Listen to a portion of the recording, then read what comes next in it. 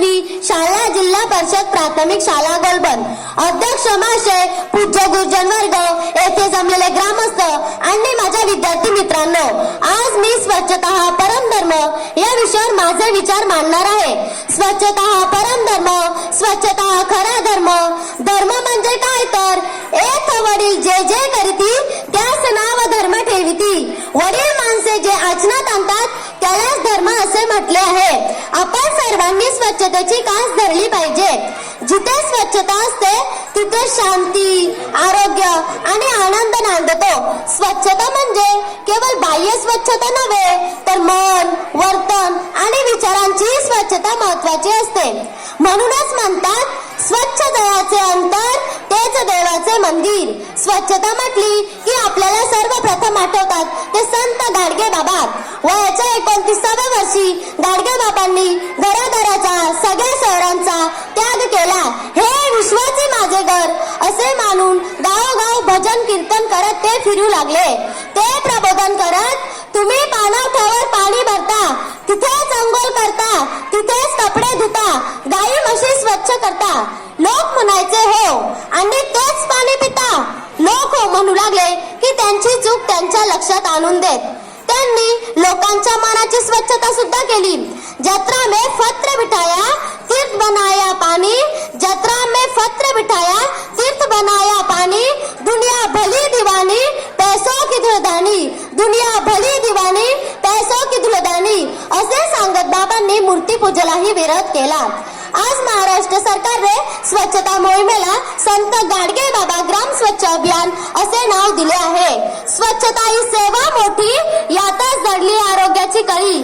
स्वच्छता ही सेवा मोठी यातच दडली आरोग्याची कळी।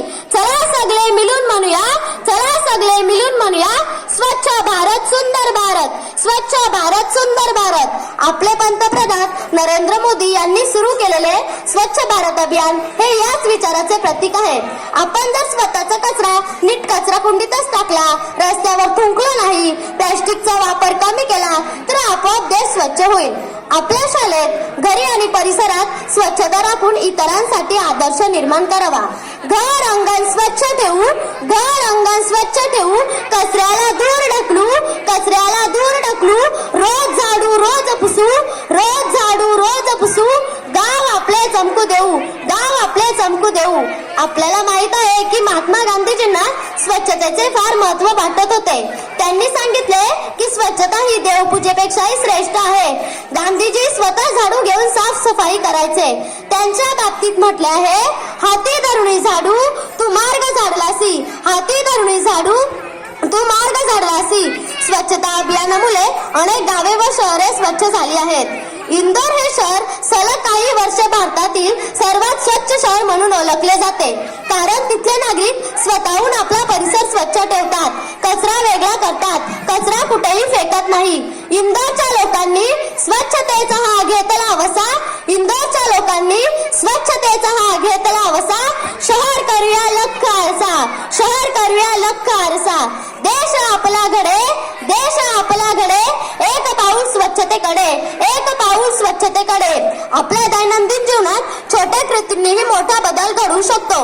पाण्याच्या बाटल्या, चिप्सची पाकिटे कचरा पेटीतच टाकणे, रस्त्यावर थुंकू नये, झाडे लावून परिसर हिरवा ठेवणे या छोट्या कृती स्वच्छता धर्म पाळण्यासारख्याच आहेत। स्वच्छता ही काय एक दिवस करण्याची गोष्ट नाही, तर ती नित्य आणि निरंतर असावी लागते।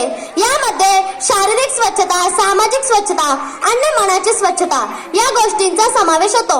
शारीरिक स्वच्छता पाळली तर जसे दररोज अंघोळ करणे, ब्रश करणे, केस नखे कापणे यामुळे आपले आरोग्य बळावेल। सामाजिक स्वच्छता यामध्ये परिसर स्वच्छता आलीच, परंतु विविध प्रदूषणांना आळा घालणे जसे ध्वनी प्रदूषण, जल प्रदूषण, वायू प्रदूषण यामुळे आपले सामाजिक जीवन धोक्यात येणार नाही। आणि मनाची स्वच्छता तेवढीच महत्वाची। साने गुरुजी लहान असताना त्यांची आई श्यामला म्हणजेच साने गुरुजींना सांगते, श्याम श्याम पायाला घाण लागू नये म्हणून जसा जपतोस ना तसेच मनाला घाण लागू नये म्हणून जप बरं। हेच संस्कार आणि तोच खरा स्वच्छता धर्म। स्वच्छतेबद्दल म्हणायचं झालं तर दुसरा बदलेल त्याची वाट पाहण्यापेक्षा आपण स्वतः स्वच्छतेच्या सवयी अंगी लावल्या पाहिजेत। रस्त्यावर नको कचरा, रस्त्यावर नको कचरा, दूषित होईल परिसर। चला घंटा गाडीकडे, चला घंटा गाडीकडे, एक पाऊल स्वच्छतेकडे, एक पाऊल स्वच्छतेकडे. शेवटी मी इतकं सांगू इच्छिते, स्वच्छतेने आपण समाजाचे आणि देशाचे आरोग्य जपतो. म्हणूनच म्हटले आहे, स्वच्छता ही सेवा, स्वच्छता असे जिथे, आरोग्य वसे तिथे.